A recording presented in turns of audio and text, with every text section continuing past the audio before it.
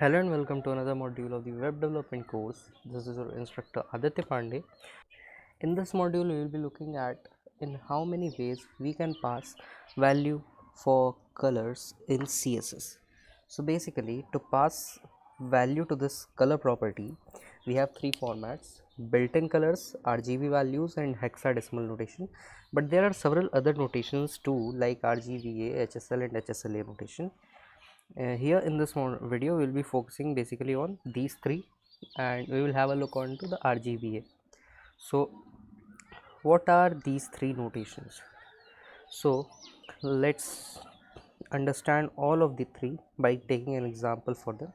Whenever we pass the value of color in words like green, or we like to write red or black, these are just primary colors, then it is called passing the values using built-in colors. So here any word for a color that you might be knowing will obviously not be built in.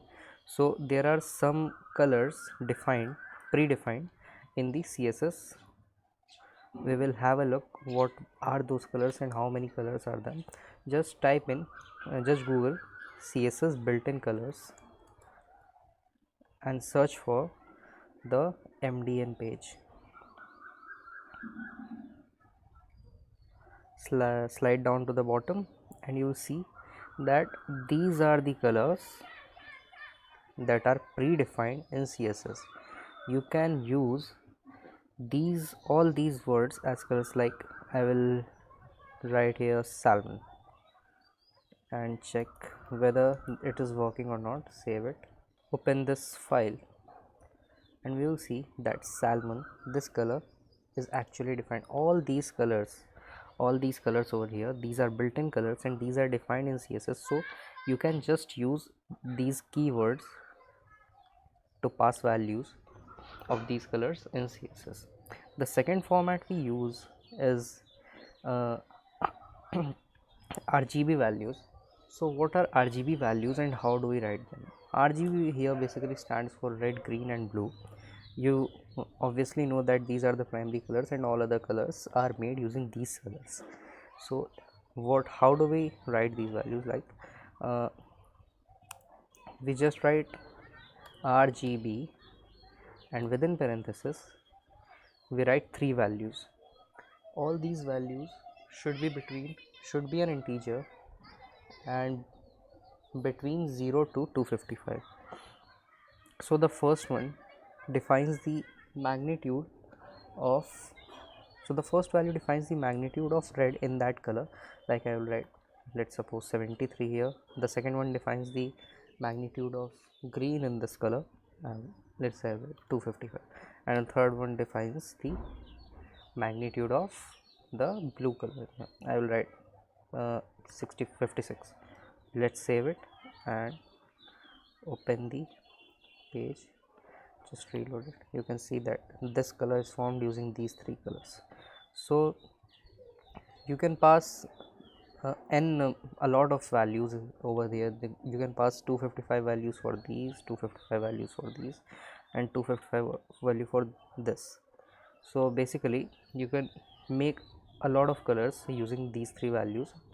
Another format which is used a lot is the hexadecimal format. So what happens in hexadecimal values? Each hex value consists of a hash or pound symbol, that is this symbol, followed by 6 hexadecimal numbers, each of which can take one of the 16 values between 0 to f, which represents 15. So there are basically 16 hexadecimal digits. Those are 0 2 0 1 2 3 4 5 6 7 8 9, and after that A, B, C, D, E and F. So here these are normal digits, and here A stands for 10, B for 11, C for 12, and like this and so on till F. Each pair of value represents one of the channels, red, green and blue. So here how we pass values, like we pass 2-digit value for this red, like let's write D2. 2-digit value for green value like 65 and 2 digits for blue, let's say BC. So this has become a complete color.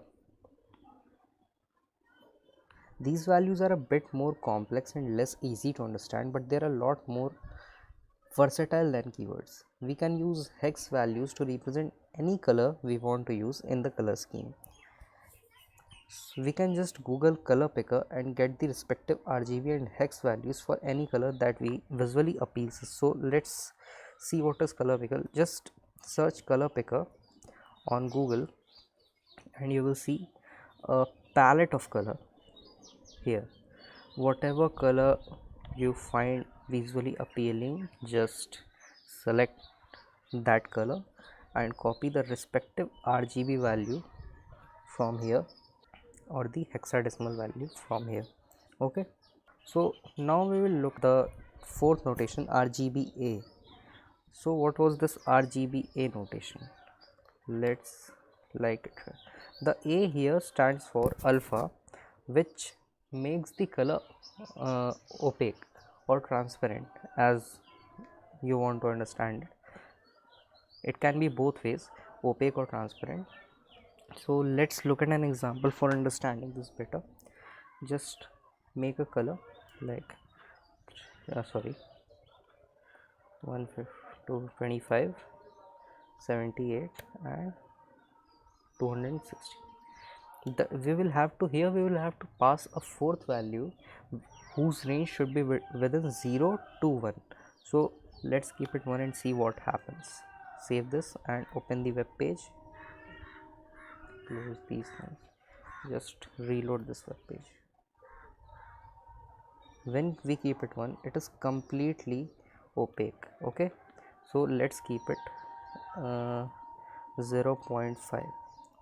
Here now you will see that it becomes somewhat transparent. When you keep it 0.1, it is merely visible, and when you give it a value of 0.0, it just disappears. Okay, so this handles the transparency of that color alpha, and its value should be between 0 to 1.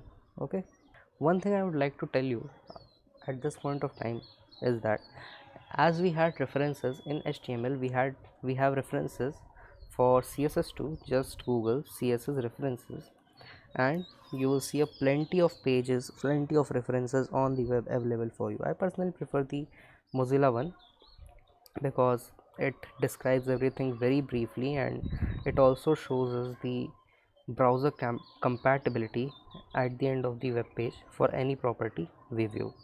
So one more thing, whenever I in this course, whenever I tell you any property or about any HTML tag, just you see the tutorial and then explore about that tag or property more in these references and use it in different ways.